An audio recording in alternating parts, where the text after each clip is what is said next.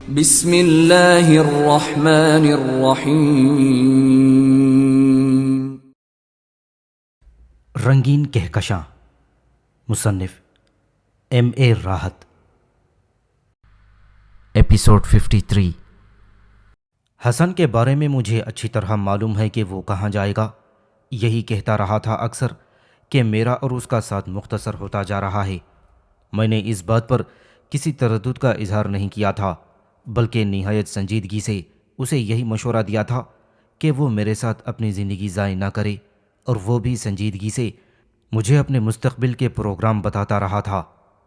لیکن جب میں تربیت مکمل کر چکا، عثمانیہ اور بلالیہ اور ان تمام پہاڑی بستیوں کے بارے میں، ان شکارگاہوں کے بارے میں جو اطراف میں پھیلی ہوئی تھیں، محمود خوارزم کے بارے میں، اپنی ماں بہن باجی سب کے بارے میں جان چکا، تو کارپورل نے مجھ سے کہا کہ میں اپنی مہم کا آغاز کر دوں۔ تیاریاں مکمل ہو چکی تھیں اور میں صحیح معنوں میں اب عبران خوارزم تھا۔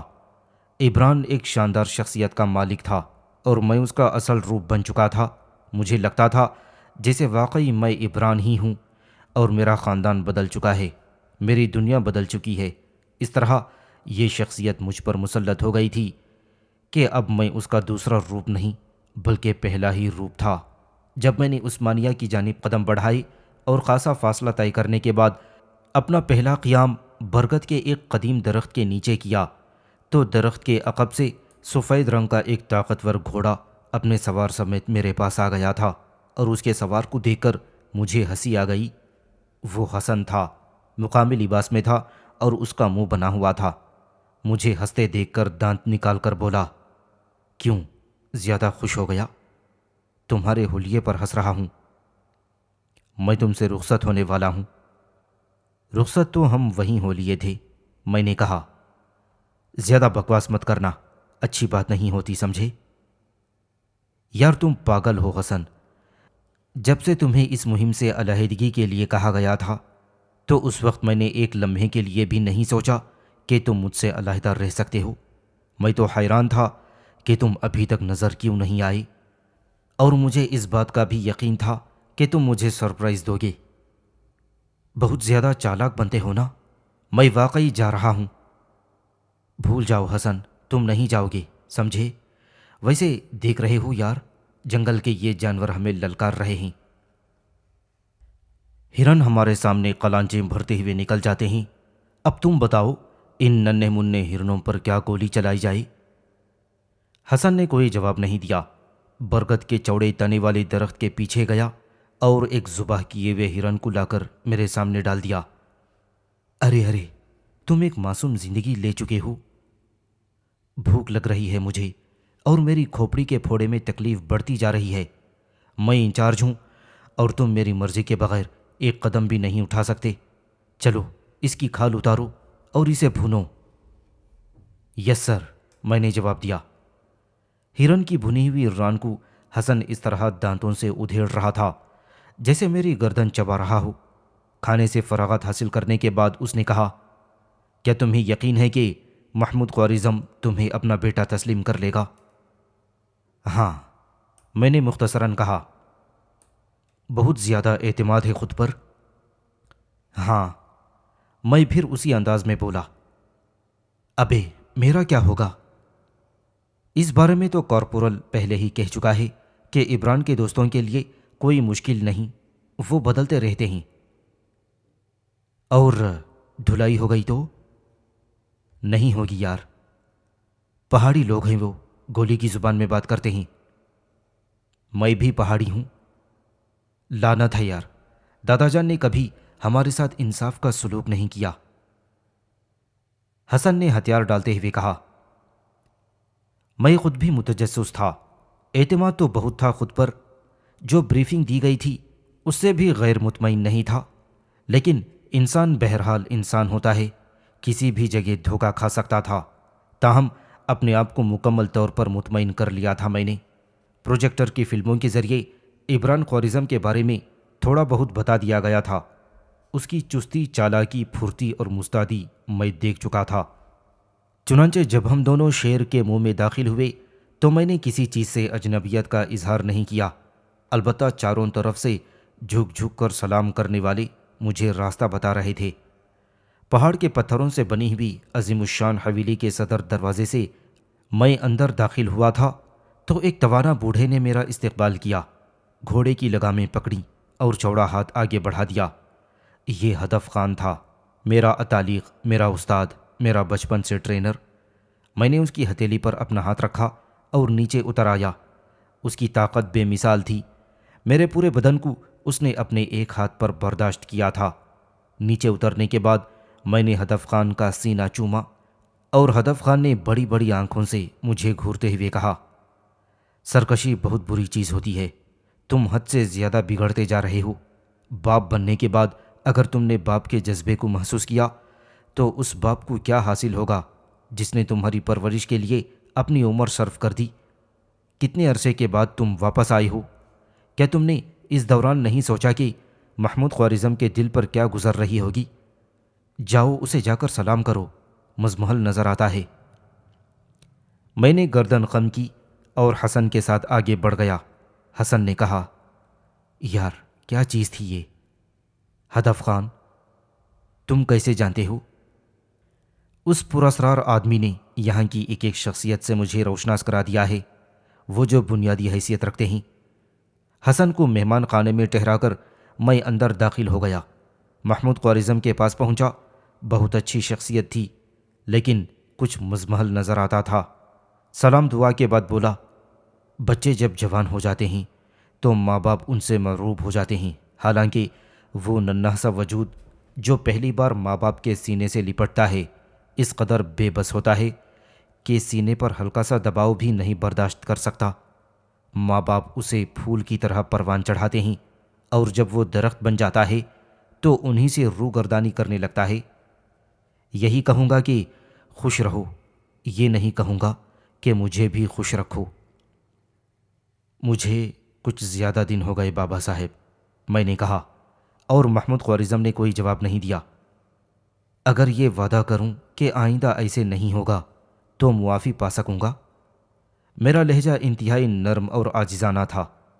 محمود خوارزم نے پلٹ کر مجھے دیکھا اور دونوں ہاتھ پھیلائے اور میں اس کے سینے سے جا لگا۔ کتنے دکھ کی بات تھی کہ اس باپ کا بیٹا اب اس دنیا میں نہیں تھا۔ ساری آرزوئیں خاک میں مل جائیں گی اس کی، دکھ کے سمندر ڈوب جائے گا، لیکن یہ سوچنا میرا کام نہیں تھا۔ پھر اس نے کہا، دن بہت ہو گئے، ہمارے دشمن بھی ہم سے زیادہ فاصلے پر نہیں ہیں، اس لیے تردد ہوتا ہے، اتنے دن کے لیے نہ جایا کرو۔ وعدہ۔ اور صورتحال ہموار ہو گئی۔ اس نے میری پیشانی چومی اور پھر میں وہاں سے چلا آیا، اور پھر سب لوگوں سے مجھے یہ معذرت آمیز رویہ اختیار کرنا پڑا تھا، اور آخرکار یہاں کی فضا بحال ہو گئی تھی۔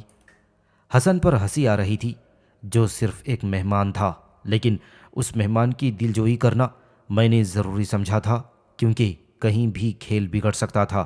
پتہ نہیں ساری دنیا میں ایسا ہوتا ہے یا نہیں، لیکن کم از کم اپنے معاشرے میں، اپنے ماحول میں بہن بھائی باپ اور جتنے قرب و جوار کے رشتے ہوتے ہیں ان کا انداز ایک ہی ہوتا ہے، اور یہی انداز اس پہاڑی آبادی میں بھی تھا۔ میں بالکل اندازہ نہیں لگا سکا تھا کہ وہ پراسرار وجود جس کا تذکرہ کیا جا چکا ہے وہ کہاں ہے۔ محمود خوارزم نے بھی اس سلسلے میں ایک لفظ مجھ سے نہیں کہا تھا، البتہ مجھے ساری صورتحال معلوم ہو گئی تھی۔ حسن تو ویسے بھی کمال کی چیز تھی، کہیں بھی کسی بھی ماحول میں ہوتا اپنے لیے ایک جگہ بنا لیتا۔ پہاڑیوں کے بارے میں نے یہ بتا دیا تھا کہ یہاں ذرا ریت رواج مختلف قسم کے ہوتے ہیں اور کم از کم خواتین کے سلسلے میں محتاط رہنا ضروری ہوتا ہے۔ اس نے کچھ ملازموں سے ساز باز کر لی تھی اور اس کا کام چل رہا تھا۔ 6 دن ہو گئے تھے یہاں آئے ہوئے، ساری معلومات حاصل کر لی تھیں۔ محمود خوارزم نے خود ہی کہا تھا، اب میں تمہیں عورتوں کی طرح قید میں نہیں رکھنا چاہتا، بس میں نے تو تم سے صرف اتنا کہا ہے کہ طویل عرصے میں میری نگاہوں سے اوجھل نہ رہا کرو۔ سیر و سیاحت اور شکار کے لیے بھی جاؤ تو تھوڑے عرصے کے بعد واپس آ جایا کرو۔ مردوں کی شان یہی ہے کہ گھوڑے کی پشت پر زندگی گزاریں، گھروں میں عورتوں کی طرح بیٹھ کر ان کی صلاحیتیں متاثر ہوتی ہیں، جو کہ میں نہیں چاہتا۔ جاؤ سیر و شکار کے لیے جاؤ، لیکن تھوڑے دن باہر گزارنے کے بعد واپسی بڑی ضروری ہوتی ہے، کیا سمجھے؟ جی بابا صاحب، میں نے گردن خم کر کے کہا۔ خوش ہونا میری اجازت سے؟ جی بالکل۔ تو پھر جاؤ، خدا تمہیں ہمیشہ خوش رکھے۔ ایک عجیب سا احساس ہوا، بہت ہی عجیب احساس۔ یہ میرا باپ نہیں تھا، لیکن باپ بھی کوئی چیز ہوتی ہے۔ فضل خان کی موت کے بعد میں نے نہ جانے اس بارے میں سوچا تھا یا نہیں، لیکن بات کچھ عجیب ہی تھی۔ فضل خان میرا باپ بہت اچھا انسان تھا، بڑا نرم خو اور محبت کرنے والا۔ اس نے کبھی مجھے برا بھلا نہیں کہا تھا، محبت سے میرے ساتھ پیش آتا۔ سخت گوئی کی عادت ہی نہیں تھی اس میں، اور نہ جانے کیوں مجھے یوں محسوس ہوتا تھا کہ جیسے میرے وجود میں کوئی تشنگی باقی رہ گئی ہے۔ بہرحال یہاں آنے کے بعد مجھے عثمانیہ اور بلالیہ کے بارے میں مکمل معلومات حاصل ہوئی تھیں۔ ان کا ذریعہ ملازمین تھے، جو حسن نے بھی اس بارے میں بہت سی معلومات حاصل کر لی تھیں۔ اس بار جب عبران خوارزم شکار کے لیے نکلا تو اس کے ساتھ صرف ایک ہی فرد تھا، یعنی حسن۔ کسی اور نے تو کوئی اعتراض نہیں کیا۔ ہدف خان چونکہ میرا اتالیق تھا، استاد کی شان ہی الگ ہوتی ہے، کڑی نگاہوں سے مجھے دیکھ کر بولا، کیوں، کیا بات ہے؟ کیا اس بار تمہارے دوستوں نے تمہارا ساتھ چھوڑ دیا ہے؟ نہیں خان، میرا یہ دوست میرے ساتھ ہے تو صحیح، یہ بڑی شخصیت کا مالک ہے۔ جنگل کے جانور کسی سے تعارف نہیں حاصل کرتے، میں اپنا تعارف خود ان سے کروا دیتا ہوں، میں نے پرغرور لہجے میں اس سے کہا تھا، اور ہدف خان مجھے دیکھنے لگا۔ سنو، بہت زیادہ ذہین بننے کی کوشش مت کیا کرو، میں خود بھی تمہارے ساتھ چلتا ہوں۔ نہیں بابا خان، میں یہ بات پسند نہیں کروں گا۔ ہدف خان نے خونی نگاہوں سے مجھے دیکھا اور پھر بولا، جانتے ہو، جب میں کوئی فیصلہ کر لیتا ہوں تو اس میں ترمیم کی گنجائش نہیں ہوتی۔ جاؤ اپنے باپ سے یہ پوچھ لو، ہدف خان کو منع کر رہے ہو، مجھے جانا ہے تمہارے ساتھ۔ ہدف خان کو کوئی روک نہیں سکا تھا اور وہ ہمارے ساتھ چل پڑا۔ ایک شاندار لباس میں ملبوس، ہم دونوں سے کہیں زیادہ شاندار شخصیت کا مالک۔ حسن نے منہ بنایا تھا، لیکن عثمانیہ کی آبادی سے کافی دور نکلنے کے بعد حسن نے کہا، بڑے میاں کھسک گئے ہیں اپنی جگہ سے۔ یار واقعی بڑا ٹیڑھا معاملہ ہے یہ تو، کیا کیا جائے؟ چکر چکر چکر، کاش تمہاری کھوپڑی میں بھی پھوڑا ہوتا۔ کیا چکر دو گے؟ جنگل بہت وسیع ہے اور خان صاحب کو کہیں بھی چکر میں پھنسایا جا سکتا ہے۔ کیسے؟ ابے انچارج سے بات کرو، سب ٹھیک کر دیں گے، حسن نے کہا، اور میں نے اسے مسکراتے ہوئے دیکھا۔ واقعی اس شخص کی موجودگی ہمارا کام خراب کر دے گی۔ چلو ٹھیک ہے، دیکھیں گے کسی مناسب جگہ پر۔ اور اس کے بعد ہمیں اس منصوبے پر عمل کے لیے مناسب لمحات کی تلاش ہو گئی۔ ہم لوگ آگے بڑھتے رہے۔ جب میں نے بائیں سمت گھوڑا ڈالا تو ہدف خان نے ہاتھ بڑھا کر مجھے روک دیا اور بولا، نہیں، اسی لیے تو کہتا ہوں کہ عقل بڑی چیز ہوتی ہے، اور ایک عاقل کا ساتھ ہزاروں مشکلوں سے بچا لیتا ہے۔ کیا مطلب؟ تم وہ کرنے جا رہے ہو جس کی صدیوں سے مناہی ہے۔ میں پھر پوچھوں گا، کیا مطلب؟ بے وقوف لڑکے، اس طرف بلالیہ کے لوگ ہیں، پہاڑوں کی دیوار سرحد کا کام دیتی ہے، اور یہ معاہدہ ہے کہ اس دیوار کے قریب کسی کو نہ دیکھا جائے، کیا سمجھے؟ ہاں یہ تو میں جانتا ہوں، لیکن ہم ادھر تو نہیں جا رہے۔ اس دیوار کے قریب سے گزرنا بھی غلط ہوگا، یہ بھی معاہدے کا ایک حصہ ہے۔ تعجب کی بات ہے بابا خان، آخر اس کا انجام کیا ہوگا؟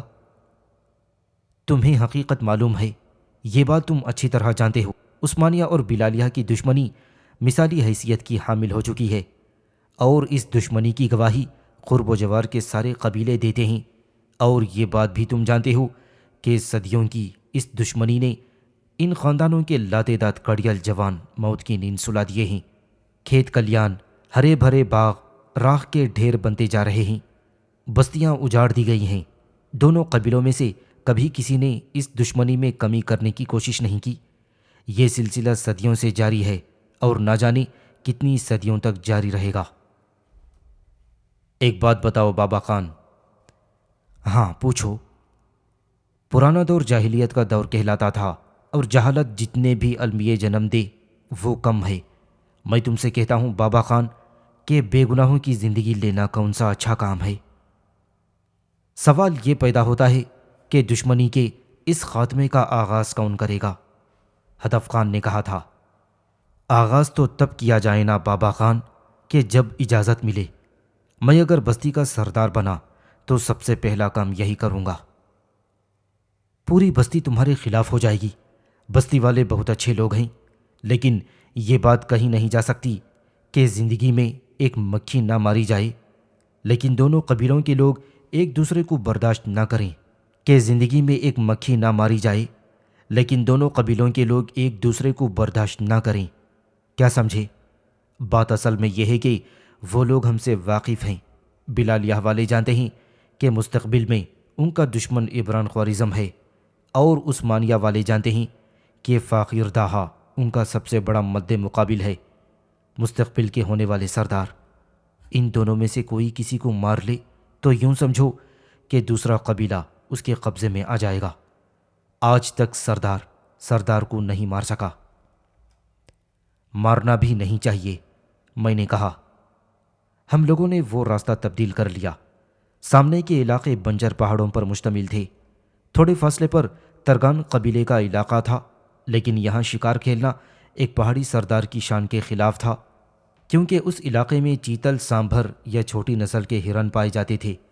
درندوں میں زیادہ سے زیادہ نظر آئے تو چھوٹی نسل کے ریچھ نظر آتے تھے، جن کی نظر ویسے ہی کمزور ہوتی ہے، جنہیں شکار کرنا سب سے بڑا آسان کام تھا، کیونکہ ان بیچاروں کو کم از کم نظر آتا اور اکثر وہ منہ اٹھائے بندوق کی سیدھ میں آ جاتے ہیں۔ کسی مرے ہوئے کو مارنا کم از کم ایک بڑے قبیلے کے سردار کی شان کے خلاف تھا۔ بہرحال میں اور حسن تو مسئلہ ہی دوسرا لے کر آئے تھے۔ چنانچہ ایک جگہ موقع پا کر ہم نے سب سے پہلے یوں کیا کہ رات کی تاریکی میں ہدف خان کے گھوڑے کو کھول دیا اور اسے 2 چابک لگا دیے۔ کم از کم ہدف خان اب فوری طور پر گھوڑے پر سوار ہو کر ہمارا تعاقب نہیں کر سکتا تھا، اور اس کے بعد ہم نے اپنے گھوڑے سنبھالے اور ایڑ لگا دی۔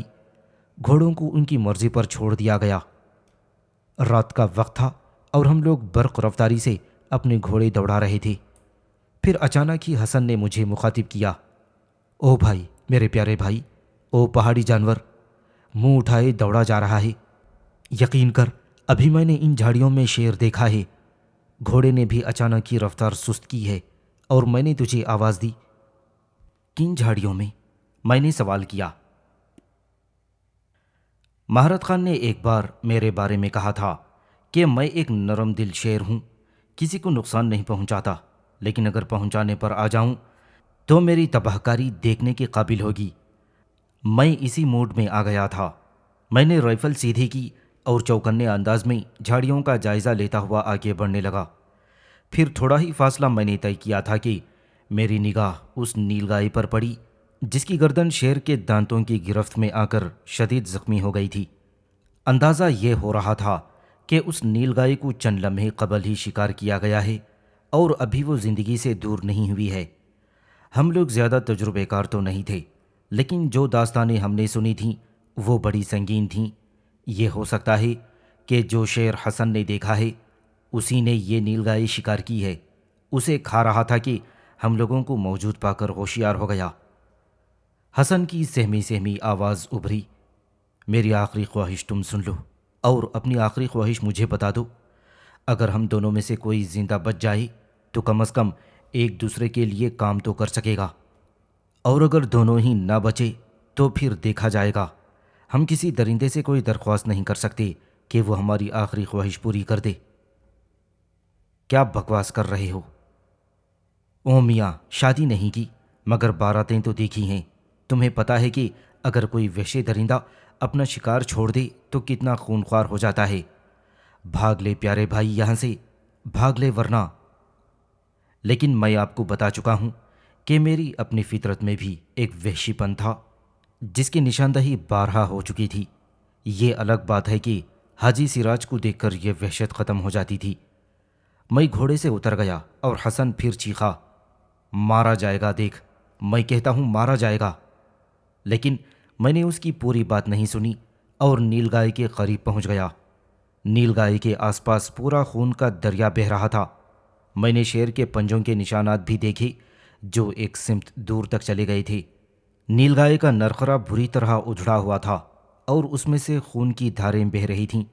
میں نے بندوق سنبھال لی اور پھر خون آلود پنجوں کے نشانات دیکھتا ہوا آگے بڑھنے لگا۔ حسن اپنے گھوڑے سے نیچے اتر پڑا اور رائفل لیے سہمی ہوئی نگاہوں سے چاروں طرف دیکھ رہا تھا۔ میں جانتا تھا کہ یہ دیوانگی ہے، لیکن دیوانگی کا نام ہی تو جوانی ہوتا ہے۔ شیر کے پنجوں کے نشانات پر میں آگے بڑھتا رہا۔ میری نگاہیں بھی چاروں طرف کا جائزہ لے رہی تھیں۔ جھاڑیاں ساکت تھیں اور صورتحال خاصی پراسرار نظر آ رہی تھی۔ پھر اچانک ہی میرے گھوڑے نے مجھے احساس دلایا کہ کوئی گڑبڑ ضرور ہے، اور میں نے اس طرف دیکھ لیا۔ بڑی نسل کا بڑا شیر تھا، یعنی ببر شیر، جس کی گردن پر بالوں کے انبار ہوتے ہیں۔ اس کی آنکھوں میں آگ چمک رہی تھی۔ وہ آہستہ آہستہ پاؤں دبائے آگے بڑھ رہا تھا اور جنگل کے ہیبت ناک سناٹے میں کوئی آواز سنائی نہیں دے رہی تھی۔ میں زمین پر تھا اور میرا گھوڑا مجھ سے پیچھے۔ میں نے رائفل سنبھالی۔ فاصلہ بہت کم تھا اور مجھے ایک لمحے کے اندر یہ احساس ہو رہا تھا کہ اب کام کر لینا چاہیے۔ چنانچہ میں نے فائر کر دیا۔ شیر کی ہیبت ناک غراہٹ بلند ہوئی اور وہ فضا میں کئی فٹ اوپر اچھل پڑا، اور میں نے دوسرا فائر کر دیا۔ دوسرے فائر میں شاید کچھ ہوا تھا اور شیر پلٹ کر بھاگا۔ میں اس وقت بالکل دیوانہ معلوم ہو رہا تھا۔ حسن فیروز کیا اس وقت میری ماں بھی ہوتی تو شاید مجھے نہ روک پاتی۔ دوڑتا ہوا میں آگے بڑھا تو مجھے خون اگلتی ہوئی ایک چیز نظر آئی، اور یہ ایک انتہائی دلچسپ چیز تھی۔ آپ تصور کر سکتے ہیں کہ یہ کیا تھا؟ یہ شیر کی لمبی دم تھی۔ میری گولی نے اس کی دم اڑا دی تھی۔ میں شیر کو اونچی اونچی جھاڑیوں کا سلسلہ عبور کر کے بھاگتے ہوئے دیکھ رہا تھا اور دیوانوں کی طرح اس کے پیچھے دوڑ رہا تھا۔ اونچی اونچی جھاڑیوں کا یہ سلسلہ تھوڑا سا آگے جا کر ختم ہو گیا۔ دوسری طرف چھترے درخت اور گھاس کا میدان پھیلا ہوا تھا، لیکن اس کھلی جگہ کو دیکھتے ہی مجھے ایک اور عجیب و غریب واقعے کا سامنا کرنا پڑا۔ میں نے خون اگلتے ہوئے شیر کو خوفزدہ حالت میں بھاگتے ہوئے دیکھ لیا تھا۔ میری گولی اس کی گردن کے نیچے گوشت کے اس تودے پر لگی ہوئی تھی جو اس کے بازو کا تودا تھا، جو کسی حد تک لنگڑ رہا تھا، لیکن اچانک ہی ایک تندرست و توانا جوان اس کے سامنے آ گیا تھا۔ شیر غرا کر فضا میں اچھلا اور چند لمحے جاتے تھے کہ اس جوان کے اوپر جا پڑا، جس کے پاس اس وقت رائفل بھی نہیں تھی، لیکن اس کا گھوڑا اس سے کچھ فاصلے پر کھڑا ہوا تھا۔ زمین پر تھوڑی سی آگ روشن تھی۔ وہ جوان جو مقامی لباس میں ہی تھا، شیر کا شکار بننے ہی والا تھا کہ میں نے ایک بعد دیگرے فضا میں بلند شیر پر 2 فائر کر دیے، اور دونوں فائر بالکل صحیح نشانے پر لگے تھے۔ ایک گولی شیر کی کنپٹی پر، دوسری اس کی کمر میں۔ شیر اپنی چھلانگ پوری نہیں کر سکا اور درمیان میں ہی نیچے گر پڑا۔ شیر مر گیا تھا اور اب اس میں زندگی کی کوئی رمق نظر نہیں آ رہی تھی۔ پھر تھوڑے ہی فاصلے پر اچانک شور بلند ہوا اور میری نگاہ اس طرف اٹھ گئی۔ 3-4 افراد دوڑے چلے آ رہے تھے۔ ان کے ہاتھوں میں بندوقیں تھیں۔ میں آہستہ آہستہ چلتا ہوا شیر کے قریب پہنچا اور اسے دیکھنے لگا۔ وہ نوجوان جو 6 فٹ قد و قامت کا مالک تھا، اس کا خوبصورت چہرہ، نوکیلی مونچھیں، اس کی نیلی آنکھیں اور شاداب جسامت سب کی سب ساکت ہو گئی تھی۔ میں نے مسکراتی نگاہوں سے اسے دیکھا اور اس کی جانب بڑھ گیا۔ وہ بھی میری جانب دیکھ رہا تھا۔ میں نے قریب پہنچ کر کہا، نئی زندگی مبارک۔ میرے ان الفاظ سے جیسے اس کے اندر ایک نئی زندگی دوڑ گئی۔ اس نے اپنا ہاتھ سامنے کیا اور میں نے بھی مصافحے کے لیے ہاتھ بڑھا دیا۔ ہم دونوں کے پنجے ایک دوسرے سے مل گئے تو اس نے کہا، ہوتا ہے، ایسا ہوتا ہے۔ فطرت جب کسی کو کسی کا احسان مند کرنا چاہتی ہے تو ایک شیر اس پر حملہ آور ہوتا ہے، اور اس کا محسن اس شیر سے اس کی زندگی بچا لیتا ہے۔ میرا نام فاقر داہا ہے اور میں اپنے محسن کا نام جاننا چاہتا ہوں۔ میں ایک لمحے کے لیے سکتے میں رہ گیا۔ میں نے بھی دل میں سوچا کہ قدرت جب کسی کو کسی عمل میں سرخرو کروانا چاہتی ہے تو اس کے راستے آسان ہونے لگتے ہیں۔ کیا دلچسپ بات تھی، کوئی بھی ہوتا اس شخص کی جگہ، میں اس کی زندگی بچانے کے لیے اپنی بھرپور کوشش کرتا، لیکن میرے سامنے وہ آیا تھا جو میرے پروگرام کا ایک حصہ تھا اور جسے میں نے متاثر کر لیا تھا۔ یہ میری خوش بختی تھی کہ میرے راستے آسان ہو گئے تھے۔ میں نے کہا، میرا نام مت پوچھو فاخر، تمہیں خوشی نہیں ہوگی۔ کیوں؟ کیا اس دنیا میں کوئی ایسا شخص ہوگا کہ کوئی اس کا نام سن کر خوش نہ ہو، جس نے اسے موت کی تاریکیوں سے زندگی کی روشنی کی طرف دھکیلا ہو؟ ہم روشنی سے اندھیروں کی طرف سفر کرنے والے مسافر ہیں۔ میرے ساتھ چلو، میرے پاس بیٹھو، یہ بتاؤ تم تنہا ہو یا تمہارے ساتھ کوئی اور بھی ہے؟ میرا ایک دوست ہے۔ کہاں ہے وہ؟ میں اسے پکارتا ہوں، میں نے کہا، لیکن حسن کو پکارنے کی ضرورت نہ پڑی۔ اس کا گھوڑا مریل قدموں سے چلتا ہوا آ رہا تھا، لیکن مجھے دیکھ کر اچانک اس میں زندگی دوڑ گئی۔ وہ کون ہے؟ فقیر نے پوچھا۔ میرا دوست۔ تم اسی کے بارے میں کہہ رہے تھے؟ ہاں بالکل۔ کوئی اور بھی ہے تمہارے ساتھ؟ ایک بوڑھا شخص، لیکن وہ بہت دور رہ گیا ہے۔ اسے تلاش کرو گے؟ نہیں۔ تو چلو میری خیمہ گاہ میں چلتے ہیں، اس نے کہا، اور حسن مردہ شیر کے پاس پہنچ گیا تھا۔ پھر اس نے غمزدہ لہجے میں کہا، اس کمبخت کی پھوپڑی میں بھی گھوڑا تھا۔ میں نے حسن کو ساتھ چلنے کا اشارہ کیا اور ہم فاخر کے ساتھ اس کی خیمہ گاہ پہنچ گئے تھے۔